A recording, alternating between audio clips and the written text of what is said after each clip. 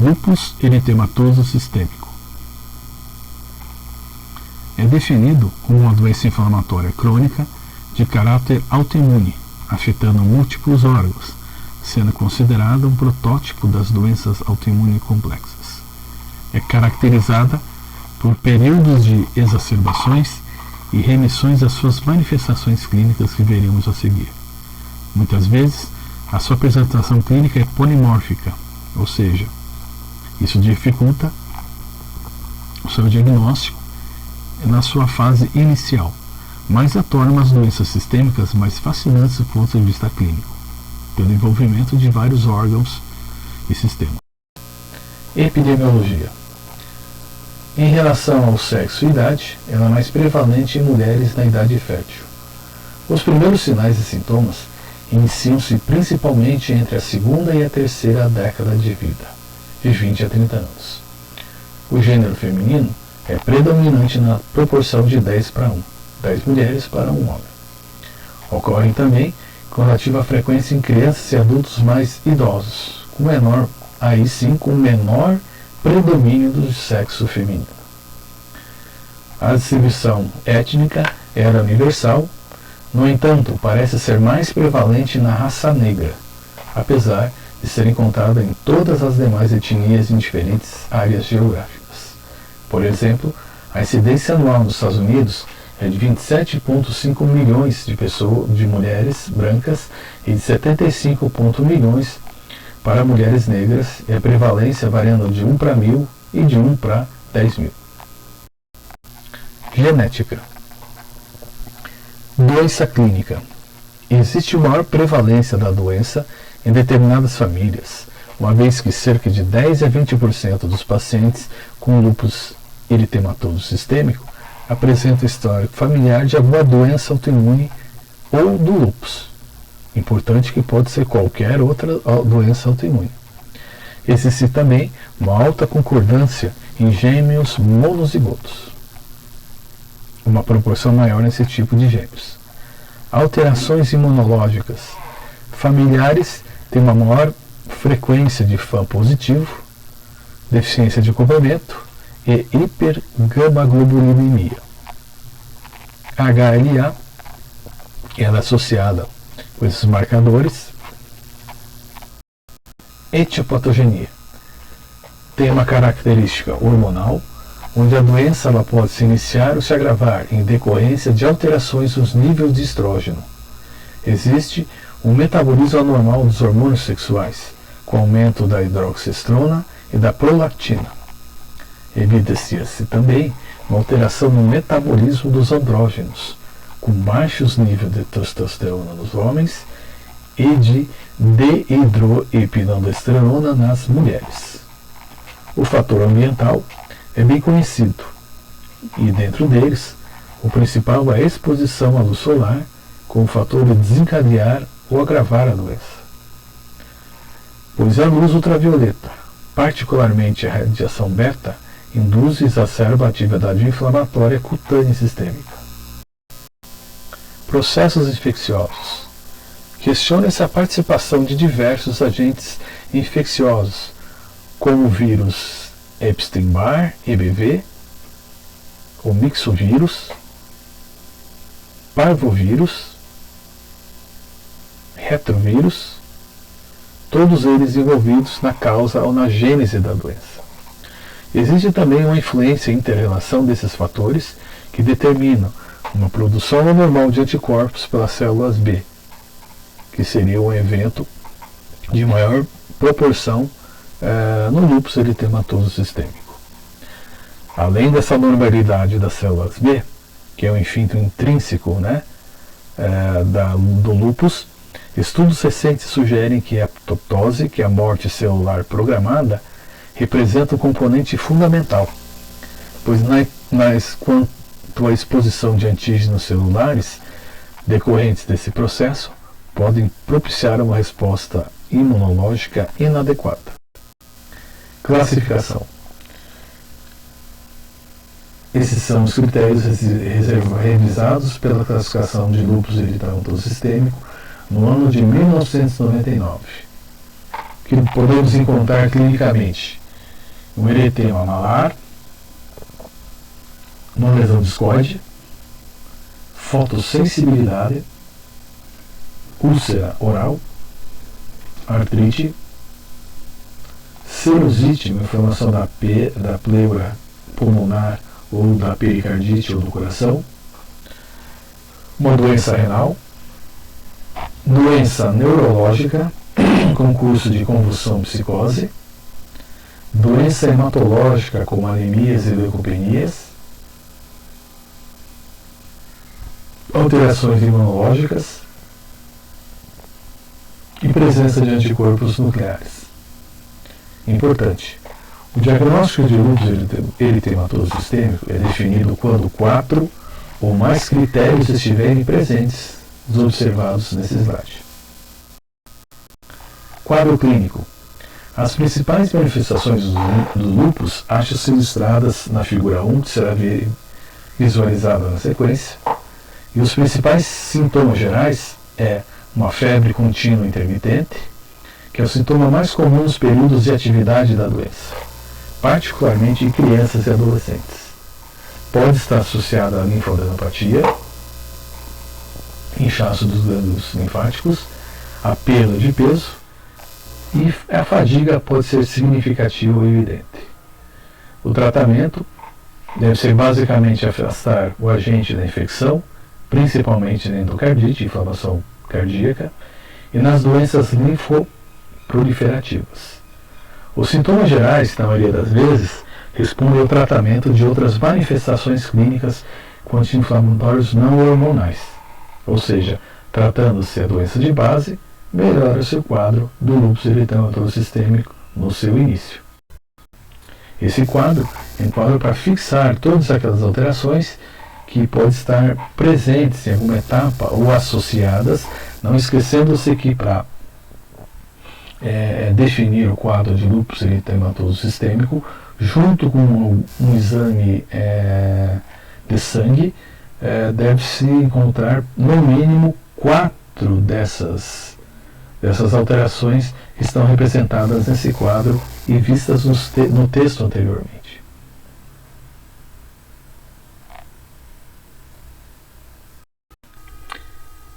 Principais alterações do quadro clínico nas áreas corporais. Nas peles e mucosas, a erupção mais comum e característica é um eritema facial em asa de borboleta, conforme veremos na figura número 2, na sequência, persistindo por semanas ou meses. Mas qualquer tipo de lesão de pele pode ocorrer concomitantemente junto com a lesão em asa de borboleta na face, ou seja, pode acontecer em outras regiões do corpo também. As lesões mais frequentes são o eritema, que é aquele vermelhidão, com a formação de um máculo papular, ou seja, formação de um conteúdo aprisionado em pápulas, em vesículas. Pode acontecer também a lesão discoide e o lúpus subagudo. 1/3 dos pacientes que apresentam lesão em pele e mucosas referem fotossensibilidade. Outra característica encontrada também no lúpus eritematoso sistêmico, que pode estar ou não associado, mas quando o paciente já tem essa patologia, que é o fenômeno de Raynaud, pode ser que ele seja um precursor dessa alteração que é o lúpus eritematoso sistêmico. Mas em pacientes com lúpus, o fenômeno de Raynaud acontece em 30% dos pacientes. O que acontece também é a presença de úlceras na boca e uma vasculite, uma inflamação da pele em 20% dos pacientes, que são os principais e os sinais mais importantes dessa doença nas suas fases de atividade. As úlceras na boca, elas diferenciam-se da aftas por serem mais dolorosas e persistentes e com uma velocidade de cicatrização muito menor. O que pode acontecer também em couro cabeludo é a queda do cabelo, que é a alopécia, de uma maneira muito difusa. É importante saber que o lúpus ele pode apresentar apenas com manifestações cutâneas, sendo nesse caso geralmente o lúpus subagudo e o lúpus discoide. O lúpus discoide ele se caracteriza pela lesão discoide, que é uma mácula eritematosa profunda, aquela alteração na pele, causando uma perda de função no segmento que é cometido. Na evolução, a mácula vai se tornar-se atrófica, hipocrômica, alteração de pele, com os bordos hipercrônicos, com os bordos mais delimitados, mais avermelhados e com ausência de pelos. Quando atinge o couro cabeludo, normalmente eles deixam uma cicatriz sem cabelos. O tratamento para essa situação seria a utilização de um fotoprotetor e a cloroquina. Também podem ser utilizados imunomoduladores, como a talidomida, tomando-se cuidado que a talidomida não deve ser administrada em mulheres em gestantes, porque pode causar deformidades na criança, e a dapsona, que é um outro medicamento que pode ser utilizado após a ineficácia ou falência da cloroquina. O corticoide e os imunossupressores só estarão indicados nas lesões mais graves. Na figura número 2, à esquerda, vocês evidenciam-se a formação do lúpus do tipo discoide, hipocrômico, alteração de tonalidade no meio, diminuição, e com aumento nas suas bordas, da tonalidade das lesões. E à direita seria o eritema malar, em asa de borboleta, região da maçã do rosto, com a formação como se fosse uma asa, metade de uma asa de borboleta de um dos dois lados. A tendência com a evolução da doença é que ela seja bilateral, mas essa alteração pode encontrar-se inicialmente unilateralmente. Alterações articulares do lúpus. Dor articular ou artrite são manifestações frequentes na fase inicial do lúpus. Essas manifestações de dor ou artrite acometem pequenas e grandes articulações e geralmente tem um padrão simétrico, lado direito e lado esquerdo, acometendo as articulações das mãos e punhos, sendo de maior incidência. As deformidades são pouco frequentes e as erosões, que é a destruição da cortical do osso, ORX, são muito raras. Alguns pacientes apresentam deformidades nas mãos que lembram artrite reumatoide, porém sem erosão, sem destruição da cortical, e caracteristicamente reversíveis, determinados de Jacot. Outra condição que leva à dor articular no lúpus eritematoso sistêmico é uma necrose óssea séptica, morte do tecido ósseo. O tratamento é feito com a utilização de anti-inflamatórios, principalmente não hormonais, e do difosfato de cloroquina. Alterações do sistema cardiovascular. A principal delas é a pericardite, com o derrame cardíaco. É mais frequente, sendo que afeta 50% dos pacientes. A miocardite é mais rara e usualmente se apresenta com sintomas de arritmia cardíaca ou insuficiência cardíaca. Tratamentos são utilizados também anti-inflamatórios hormonais ou aí já um corticoide, dependendo de uma gravidade maior do quadro inflamatório cardiovascular.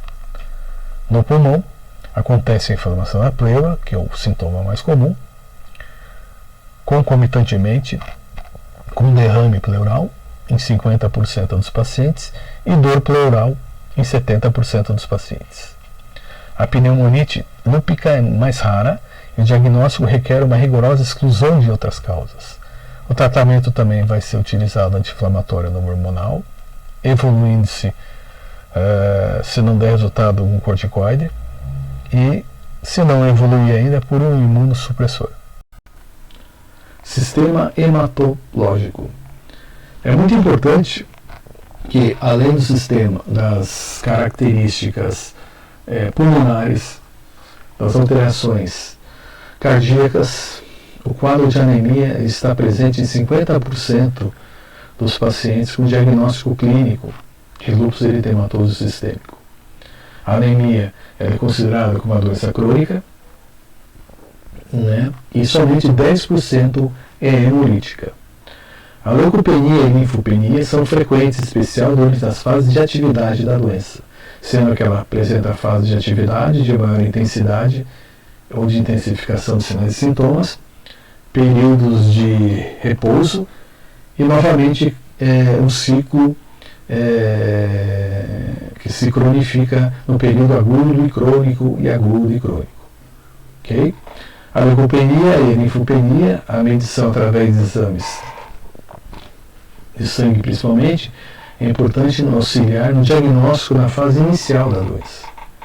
A trombocitopenia leve ocorre em 1/3 dos pacientes nas suas fases precoces ou tardiamente da doença, ou seja, as vasculites periféricas mais comuns encontradas no portador do lúpus eritematoso sistêmico, na mulher portadora, na proporção, porque é uma proporção de 10:1, seriam a trombose venosa profunda e as flebites de repetição. O tratamento será também aí já com corticoide, anti-inflamatório hormonal, e na pior do quadro, então no estacionamento do quadro, um imunossupressor particular para cada alteração hematológica. Quadro clínico ainda no rim. Acontece com evidência de lesão renal, também em pelo menos 50% dos pacientes, em algum momento da doença, e essas lesões elas podem ser proliferativas ou focais. Elas se manifestam mais frequentemente como síndrome nefrótica, com perda e excreção de proteínas, e quadros também de hipertensão arterial, que pode levar até uma perda total da função renal. O quadro renal é um dos fatores mais importantes no prognóstico da doença, como vai evoluir essa morbidade para um estado de morbidade ou se essa comorbidade vai afetar paulatinamente os vários órgãos envolvidos. Os pacientes que evoluem para uma insuficiência renal crônica e fazem diálise, geralmente eles melhoram das outras manifestações do lúpus, provavelmente devido à redução da imunidade acarretada pela uricemia. O tratamento vai estar pautado já pelo uso de corticoides e de imunossupressor. O principal deles é a ciclofosfamida, que é uma droga de escolha para a redução das formas proliferativas de infecções graves renais que encontramos na nefrite. Algumas outras drogas também utilizadas seriam o micofenolato de imofetil e a azatioprina. Quadro clínico. Agora, no sistema nervoso, as manifestações clínicas mais frequentes são convulsões, psicoses,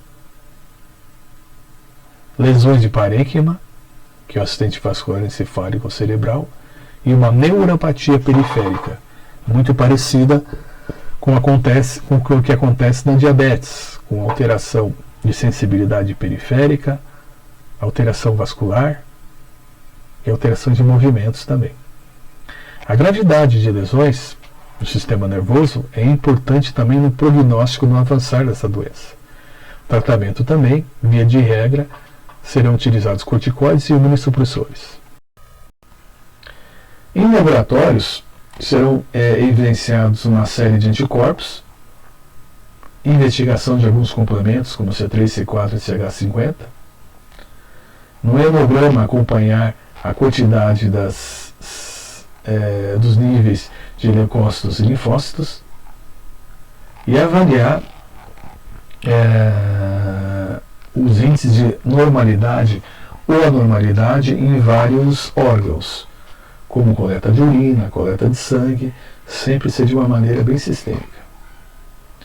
No laboratório, resumidamente, para diagnósticos, serão os exames chamados de anti-dsDNA, anti-SM, complemento, hemograma e avaliação dos órgãos. Em acompanhamento, porque existem períodos entre crises, também o anti-dsDNA, o hemograma, complemento, função renal, avaliação dos órgãos e prova de atividade inflamatória como um PCR.